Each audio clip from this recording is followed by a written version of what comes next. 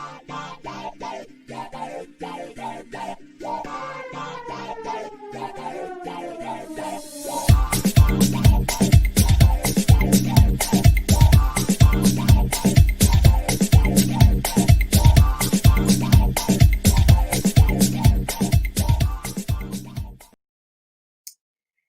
beautiful people. I am Dr. Karen Moore, founder of I Am the Color of Beautiful, global spoken word initiative and movement, trying to make sure I'm being heard here. So, today I'm going to talk to you about the hero's journey. Our theme for this month has been courage, and we've talked about some of the things that take courage. We've talked about things that require you to really tap into your inner self and be able to have the courage that you need to do the things that you're looking to do in life. So, today we're going to talk about a hero's journey and being able to be the hero for yourself. And one of the things about being able to overcome colorism and the hurt and trauma of colorism is it takes courage. It takes courage like it takes courage for so many other things that we have to do in our life. It does take courage to overcome that hurt and trauma of colorism. So when you talk about courage, many times we think about heroes, and many times when we think about heroes, we're thinking about fictional heroes. We're thinking about Superman, or we're thinking about Batman, or we're thinking about Spider-Man, or Catwoman, or Black Panther, or whoever it is that we envision when we are talking about heroes. And I want to really suggest to you that you are a hero, and that we are heroes in the fight against colorism. We have to be heroes. We have to be people that are going to step up and kind of take on that hero persona. And one of the things that, I really love about many of I created my kind of own superhero for the work that I do. And she is the crusader for women of color. And so we have to find that hero within us in order to be able to overcome the issues that we deal with, and especially about dealing with colorism.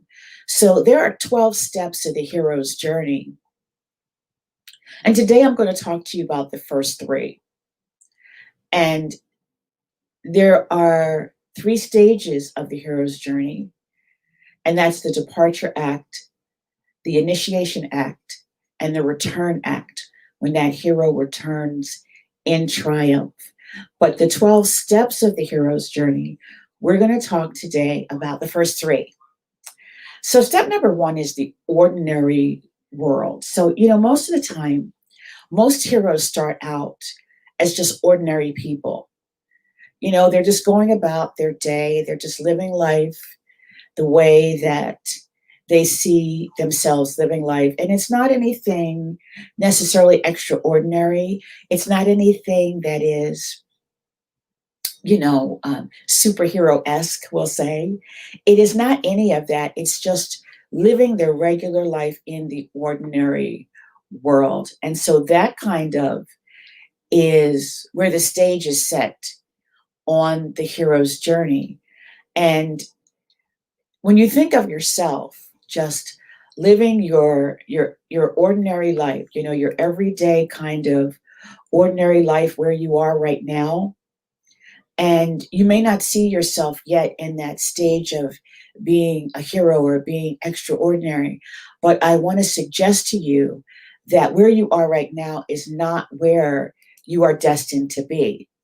So you're looking at the ordinary world, and you're looking at yourself where you are in that journey right now. And so when you're looking at that and you're thinking, well, there's nothing really extraordinary or really wonderful about me, my life. That's just the first step, is that idea of just being ordinary and just being an ordinary person on that hero's journey. You start off as just an ordinary person in an ordinary world. And so then step two is the call to adventure, right? So it's about coming out of your comfort zone. And you're, generally confronted with a problem, and it's a challenge that you can't ignore, right? So you see this, you have this call to adventure. My call to adventure is combating colorism. That was my call to adventure. And so that's the second step of the hero's journey, when you begin to decide that there's something that is in you that you cannot ignore. And sometimes it's something that you stumble into. It may be something that you casually stroll into, but it is something that is calling you. And you may not even realize it at first, but it keeps pressing at you, right? It's something that keeps pressing at you. And you know that you're being called to do this particular thing. And many times people will even say, the world is waiting on you. And so the call, you felt the call.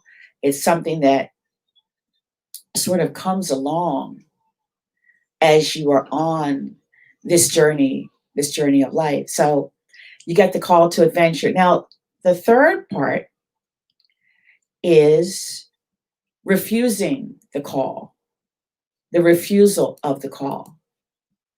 That many times happens to us, where we get the call and we don't answer it. I think I'm frozen.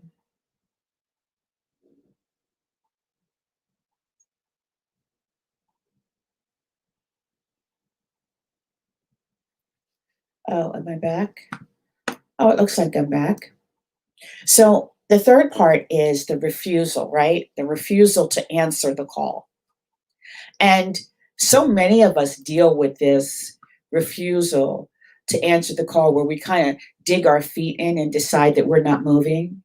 It's really not my problem. It's not my issue. I'm not going to deal with it. And so there's that refusing that call to action.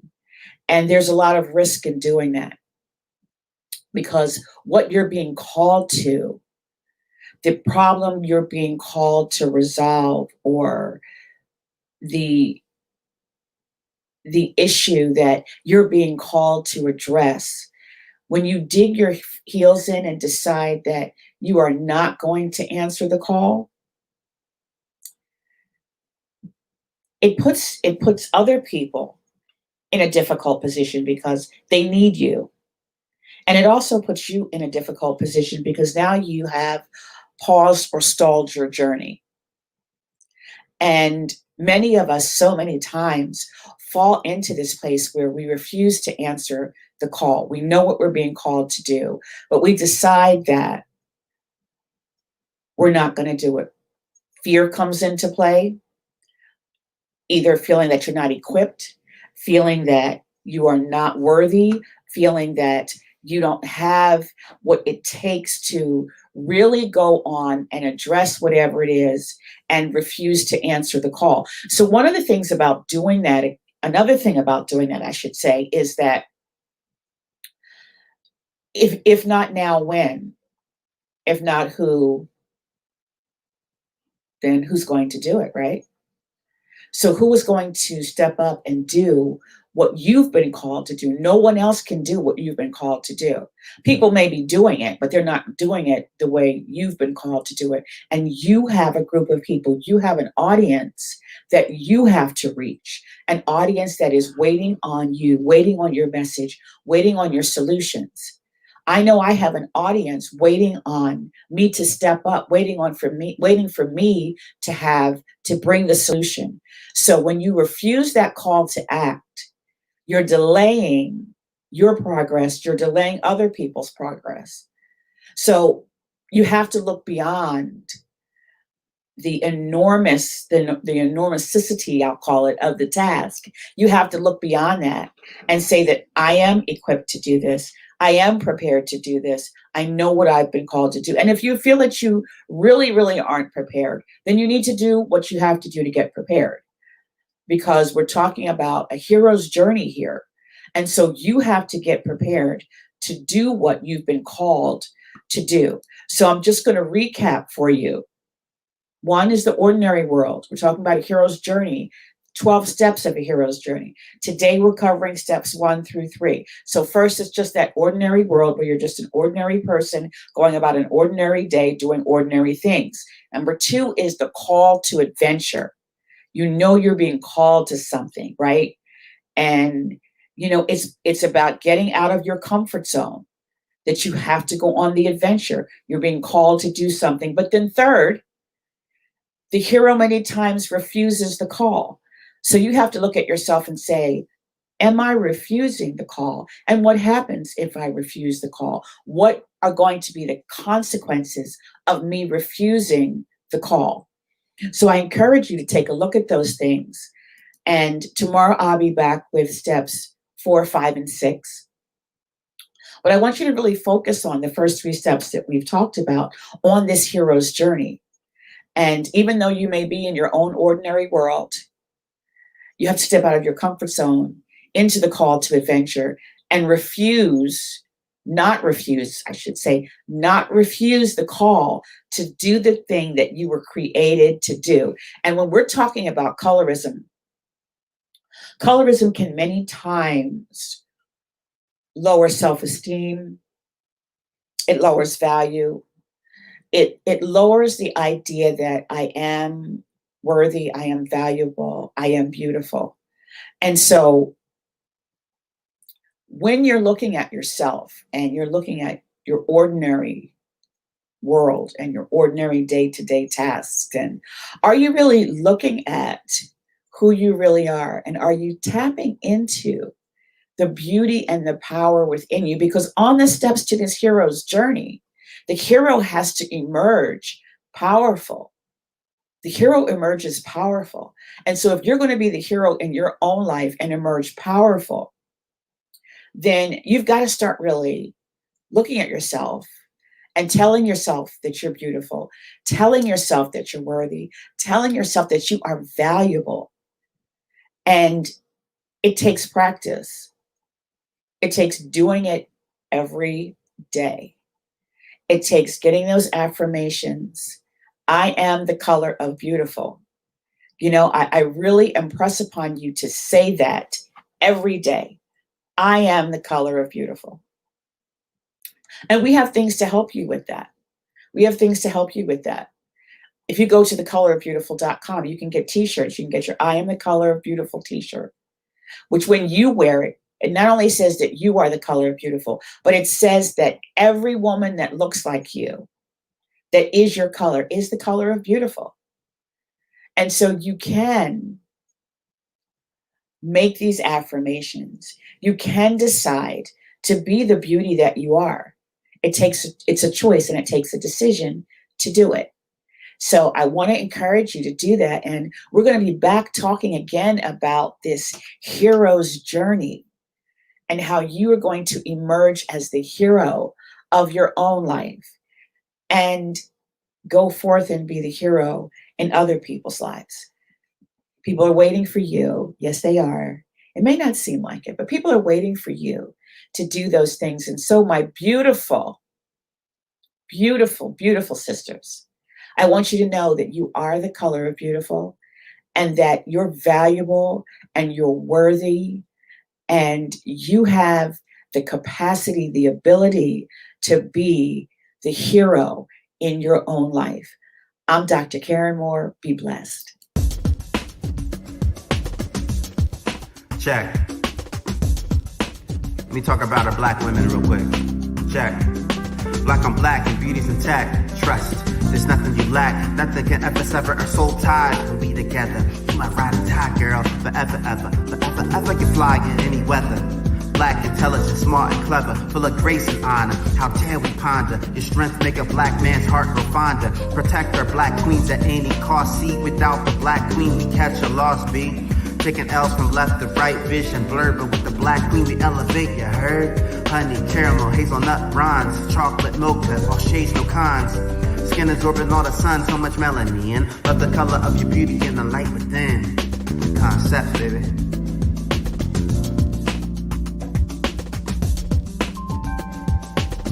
Concepts, you said it right. I am beautiful in God's sight. Don't you know I am Mother Earth? Everything black and beautiful I have birthed. Let's review my history. Some think it's steeped in mystery. Royal blood runs through my veins. I have carried my people's pains. I am dark like a night in Tunisia. I possess power and wealth like the Queen of Sheba. Naya, Kim, Cynthia, Viola, Kadia, Zozabini, Gabrielle, Beverly, Issa, from Africa, India, America, Jamaica. Dark beauty runs across the world, make no mistake, beautiful mind and beautiful skin. The peace and power that come from within. Don't you feel the pull?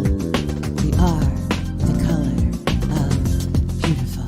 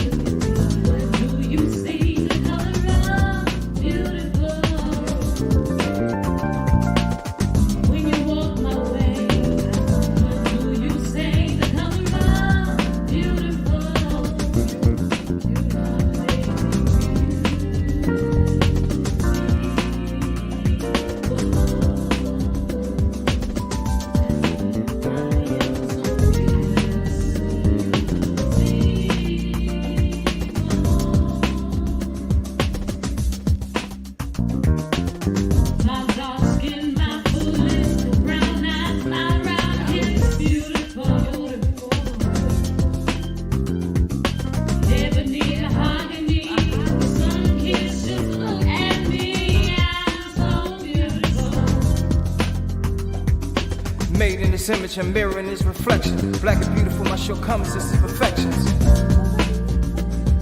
A victim to this spoil and Memphis while they toil. On the clouds I'm in crave. Homage to my people who fight to be equal.